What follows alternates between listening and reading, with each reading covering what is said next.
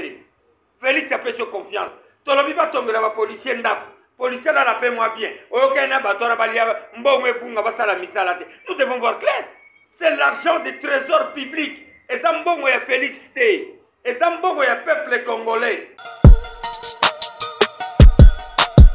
Oka Mutogola Alexis Tambomamba, un dinosaure de la deuxième république, connu de tout bord, va détourner, va piller Yamboko Zaba Alexis Tambomamba.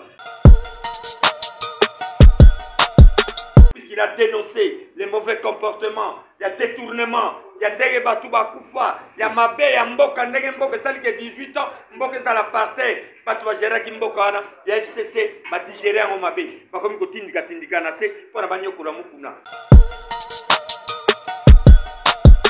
Puisqu'il a dénoncé les mauvais comportements, il y a détournement, il y a Ndege Batouba Koufa, il y a Mabé, il y a Mboka, Ndege Mboka, ça qui a 18 ans, Mboka ça la partait, Batouba Gérard Kimboka, il y a FCC, va digérer en Mabé, pas comme Tindika Tindika Nase, pour la banyo Kuramukuna.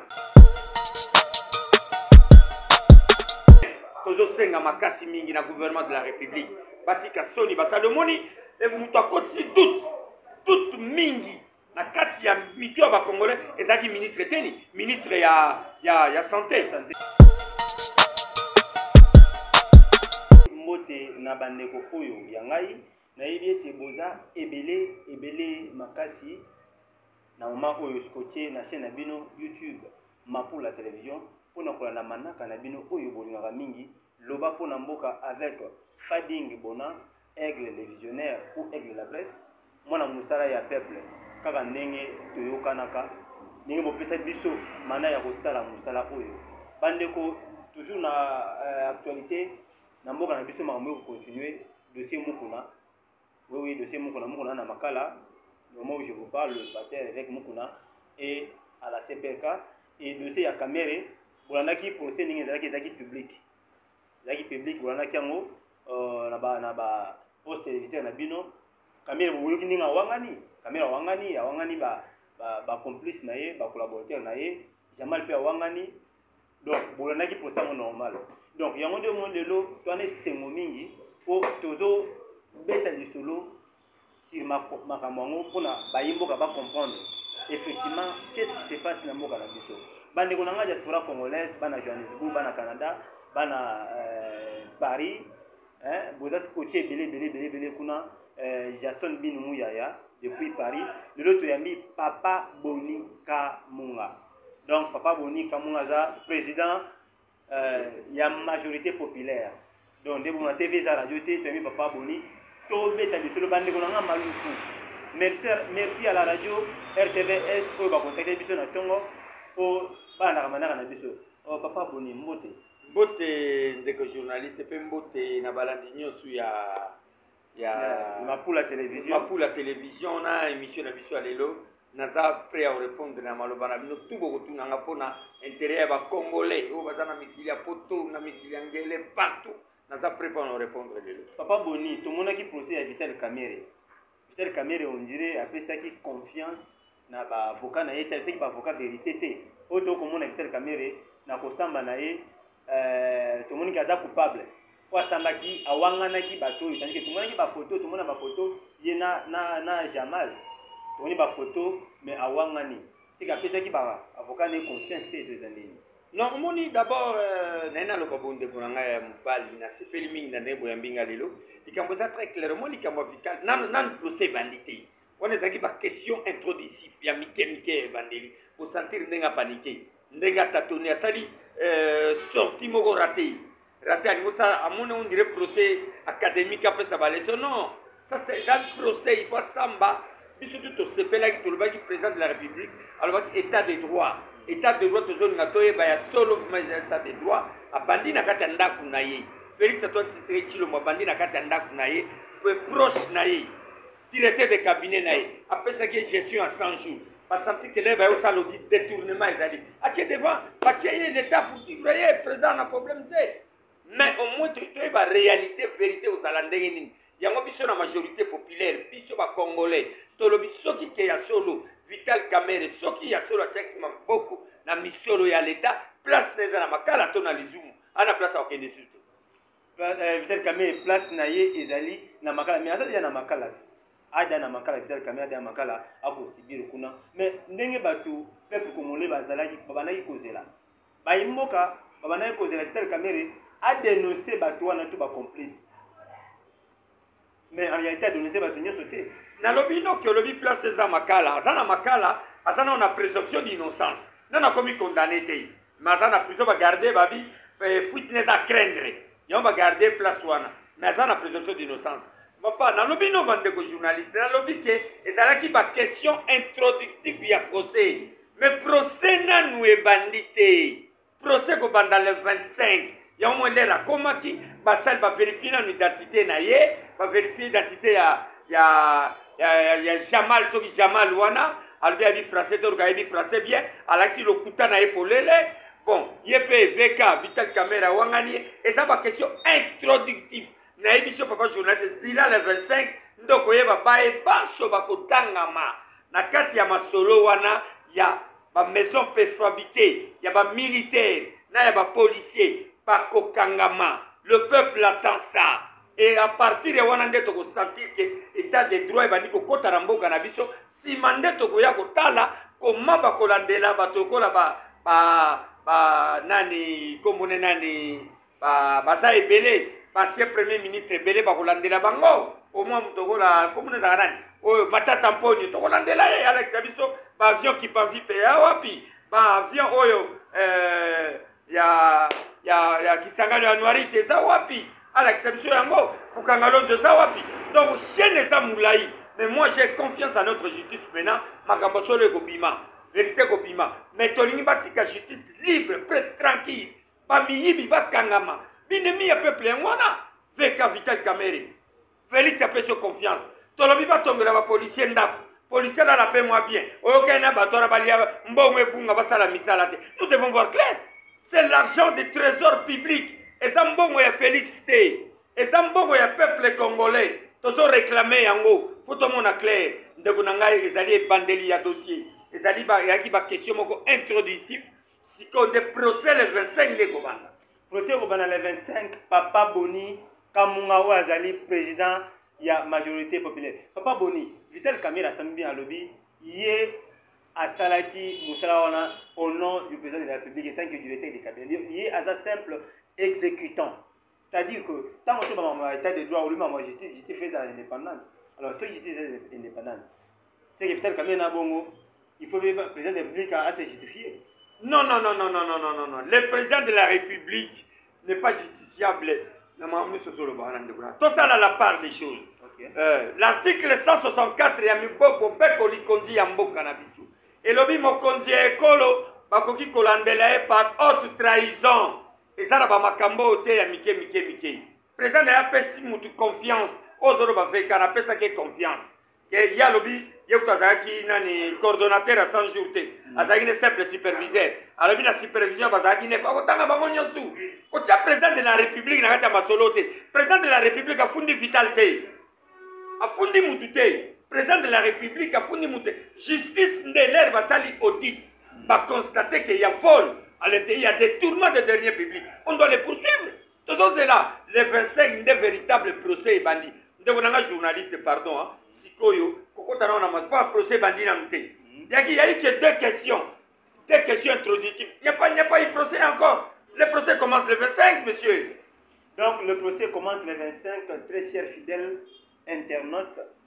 c'est dans toujours loba pona mboka awa tulobaka pona mboka awa tulobaka pona mboka tokoloba pona ekolo na biso toujours avec Papa Boni boyoki alobi bien procès ce n'est que le début ya to ezaki ce n'est que le début po eza makambo soni makasi peuple congolais akosouffrir bandeko na ngai ya maluku bandeko na ngai selembao kini mobimba peuple congolais akosouffrir mais tokoyoka bamonta wana bamillion na bamillion ezobetaka na matoi esa matoi pasi donc esa matoi pasi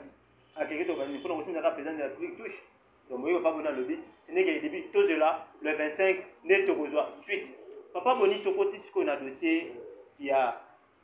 évêque Mukuna Pascal oui c'est vrai que tomoni bavideo tomonaki bavideo mpe tokoti omona bavideo ya papa évêque na ba réseaux sociaux papa boyo loba pona mboka na sepeli na motuno tuninga me yambo na pesa yo eyano na motuno tuninga siko ya Pascal évêque Pascal Mukuna ona tosaka mingi na bakisa boy na lobby bande ko na ngai ya mikili ya ngele bande ko na Congo peuple azomona pasi bafutaka batu bien te mbongo ezate pasi na mboka nzela ezate baroute de dessert agricole kobimisa biloko na ba mboka ya na capitale ezate vraiment ata bino moko toyoka ba millions ebimi wana moto moko asakapare peut-être na 50 millions 200 millions 100 millions mais ça c'est grave et en plus ce qui est plus grave au monde que Congolais linga Congolais te bango bazaki na coordination ata coordination te baki ba superviseur ya 100 jours ya ba marché ba pesi Congolais ata marché mon côté parce que ba marché ba pesi na ba étranger donc il y a aucun homme d'affaires congolais qui peut gagner le marché c'est mieux que les étrangers gagnent ça montre une mauvaise foi bazaki nango en plus il kamaba millions zoloba oka mutokola Alexis Tambomamba un dinosaure de la deuxième république connu de tout bord ba détourner ba piller ya mboko za ba Alexis Tambomamba ba pesa biso leçon pour ba bongisa salle ya réunion ya Sénat ya plénière parce que biso 4 millions de dollars à l'état bima ba millions okaka bino moko peuple futa makate bino buliaka ba millions to kondima yango mbalo te yana lobi na population majorité populaire zo défendre bo bangelo côté soki basakani mbalo biso to kozana ndela bakanga biso likambo lobi ya Pascal avec Mukuna ona pesa respect mingi to boité jusque là aza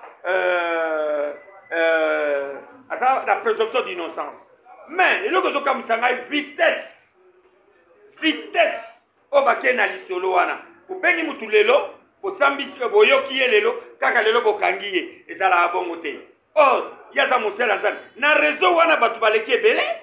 on a connu le dossier ya nani ya ndeko na biso nani Moïse Mbie yaki toujours na TGI Gombe yaki na grande stade à Gombe toujours on a connu le dossier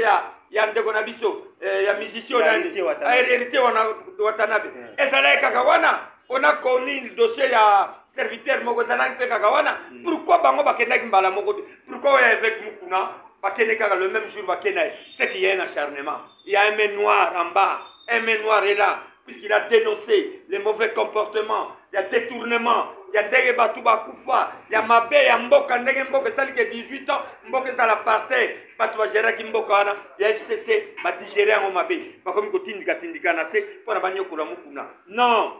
le combat de Mukuna n'est pas aujourd'hui on le savait que commandé un message que Mukuna sortira Diomi est sorti non Diomi on a monté de toutes pièces vous voyez bien Diomi va monter de toutes pièces mais Diomi a libanda lelo je vous rappelle que Mukuna na prison te pour na vidéo Mukuna na prison pour na dossier oyo yebi to landi ba famille soi-disant famille à musée qui porter plainte contre Mukuna balobi ya lobaki ayebi mutu abomaki musée donc qui porter plainte pour le ministère ba sécurité mais ça va pas preuve mais en plus limite pour la paix à fouiller pour la détention jusqu'aujourd'hui dossier yo bakonda ba kangeli Mukuna eza ya mimiti bola famille ya musée nde famille wana nde kotika plainte mais o bakangeli ye lelo otoyebeli eza ya mimiti bola ya viol jusque là likambo yao famille ya musée ko porter plainte nanu bakoti na dossier wana te tolandela ngo de près toyebi te tokotuna nde bango moko bayebisa biso soki ya solo mais biso majorité po todéplorer comportement ya justice na biso on peut pas même si Mukuna a commis tala asali nini façon c'est quand même une personnalité bayebi ndaku na ye bayebi nini na ye nini église ne place ya laka bakei mbangu mingi mbangu ndeleki ya komema mutu na makala ezala bongo te sengeli bayoka ye batiki ya zongi ndaku pa zongi mais façon bakeli na ye elakisi ke main noire ya na se yango tozo déplorer justice wana nde biso toboyi majorité populaire boyi moi le président de la majorité populaire Boni Kamanga je suis contre cette justice là je suis contre j'ai voulu tolandela procédure normale toboyi te akonta na bavire akonta na déplacer ba langage toboyi yango te mais biso tosengi justice ezala équitable équilibré na mutu nyonso bakende mbangu mingi elakisi ke main noire moko ya na se nyonso naka ebongo batu oyo baote bato ya église ya sika baza mito oyo baza vraiment trop agité comme on a évêque na kati ya prison na bato ya éveil patriotique. Donc combat wana continue te soki muna bakona ni muna seki combat wana esili. Non, non, non, non, non, non, non, non. Lumumba est mort. Les gens ont crié, on a tué Lumumba. L'affaire est terminée. Mais Bisso va bonito solo pas. Je dis, nous on parle. On a tué Lumumba, on a cru que c'était terminé. Maloula est mort. Éveil de conscience africaine. Bagasse Silaki. Baïléo Bakou Bagasse Silaki. Mais nous on est là. Nous on est là, on continue les combats. Qu'est-ce que pourquoi si Moukouna aujourd'hui tant de pays. Mais nous allons continuer les combats. Nous n'allons pas laisser ces pays et Koufabo, Bamsoutu Barenyaka, Batorabambo, Baliaka, Bamiliard, Bamsouba Tambola, Pama, dans ma poche. Non, nous disons non. Nous disons non, nous allons continuer le combat. Mon tour viendrait ici, Pena Okufa. Bana Nabiso va continuer le combat. Pourquoi ça fait que le combat le combat si non? Éveil de conscience du peuple congolais. Nous tous on est là. On doit réveiller le peuple congolais. On ne peut pas laisser le peuple à la mort. Non, nous allons réveiller ce peuple et nous continuerons à faire notre travail. Papa Boni Kamunga, Papa Boni, tu connais presque Nasuka, il y a moi à raconter dans le lelo, tu as toujours un moment il y a Covid-19, coronavirus, crise. Le lot tu compté plus de 1037 cas infectés dans le coronavirus. Moi mon ayo, mon ambition Makasi Alito, c'est le peuple congolais à respecter les règles de barrière. Les règles de barrière, c'est très important. Oyo, sengi. To respecter yango ekosalisa biso mingi to porter bakashine na biso to sokola maboko régulièrement to tusaka na bakude ba règle de barrière to respecter yango mpona ke maladie ezala propagé na mboka te mais tozosenga makasi mingi na gouvernement de la république batika soni basalomoni moto akotisi toute mingi na kati ya mitu ya bakongolais ezalaki ministre teni ministre ya santé première apparition na ye esalaki échec yango ekotisi badutu ngai kutu en tant que président majorité populaire nasengai déjà démissionné nasengai que monsieur teni a démissionné mais comme bazali na bacoalition babikisi ye j'ai pas un problème mais tokosenga mpe barevoir le gouvernement un gouvernement de plus de 60 membres qui ne fout rien batambolaka na bacarburant l'état na baprado na bango nazomona ntina na bango te na kancelaire covid 19 ezosila tozosonga première démarche na biso première pression ezali barevoir gouvernement oyo baministre ebele wana batombe mboka ekotambola ekende liboso. Merci beaucoup Papa Boni ndenge o répondre à l'invitation na biso. Papa Boni pesa rapidement bato e baolanda yo bino ozaka boye olo ba trop après ba pesa poste boye okanyi pesa ba imboka numéro no rapidement biso toko décevoir peuple te 0 comment on appelle ça 200 plus 243 plus 243 ouais 82 50 58 702 plus 243 82 50 58 702 au Zouangaï Moko président majorité populaire le défenseur du peuple le plus démuni le défenseur des pauvres biso tozana pas pour défendre le peuple tokotika peuple mais boyeba que Congo est changer. Très cher fidèle internaute, nous voilà, nous sommes enfin comme à Souka, il y a émission à biso avec l'invité Papa Boni Kamunga, le président de la majorité populaire Boyo Bolani, TV Radio, il y a Poto, la diaspora congolaise, vous avez belé, vous êtes vraiment belé, scotché sur votre chaîne YouTube, Mapou la télévision, on a toujours l'oba pour Namboka. Papa Boni a levé pour Namboka. Yope aux Arabes pour Namboka. N'hésitez pas de nous contacter et de s'abonner sur notre chaîne YouTube. Enfin, pour avoir des informations, il y a solo, pour Oyeba, évolution, il y a procès Vital Kamere, Papa évêque Mouna Pascal dans la prison, Bogolanda suite. À bientôt. Bye.